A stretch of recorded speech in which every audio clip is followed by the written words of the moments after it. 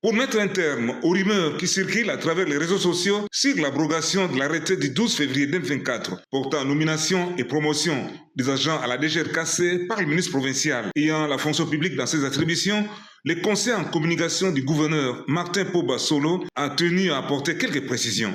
C'est vrai qu'il y a beaucoup de choses qui sont dites dans les réseaux sociaux, notamment sur la situation à la DGRKC, mais il est important aujourd'hui qu'on puisse donner la vraie information pour faire face à la manipulation que nous vivons actuellement à travers les réseaux sociaux. C'est que les gens doivent savoir. Le 12 février 2024, le ministre provincial de la fonction publique Zola signe un arrêté nommant 88 personnes à la DGRKC. Contre toute attente, ces gens ne seront jamais notifiés. Le 29 avril, son Excellence Grace Bilolo est élu gouverneur de province.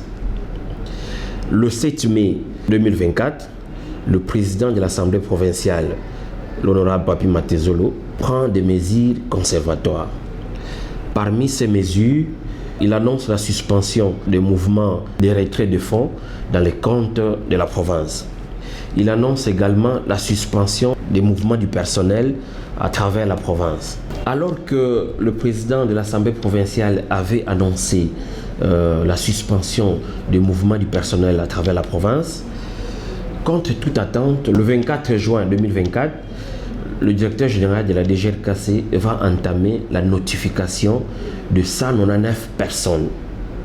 Je rappelle que le ministre provincial de la fonction publique n'avait signé l'arrêté que pour 88 personnes. Les questions que nous devons nous poser aujourd'hui sont les suivantes. Pourquoi le DG sortant de la DGRKC a attendu pratiquement 5 mois avant d'entamer la notification de ces gens?